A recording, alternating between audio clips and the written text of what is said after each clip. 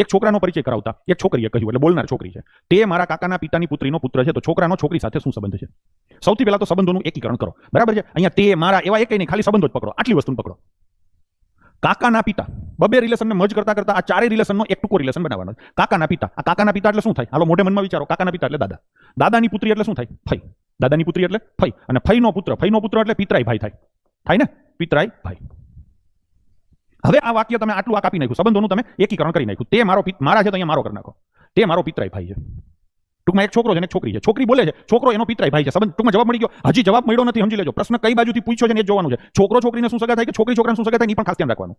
મોટાભાગના બાળકો આટલું કરી લીધા પછી ફસાઈ જતા હોય છે. તો હું તમને થોડીક એની સીધી સાદી ધ્યાનમાં રાખવા જેવી વસ્તુની ચર્ચા કરું. જેની પાછળ સાથે લખ્યું હોય ને એ સામેની વ્યક્તિને શું બોલાવશે ને એ વિચારવાનું.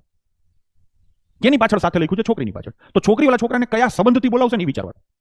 કયા સંબંધથી બોલાવશે? એ પિતરાઈ ભાઈ બોલાવશે ને. તો જવાબ શું આવે? પિતરાઈ ભાઈ, કઝિન બ્રધર.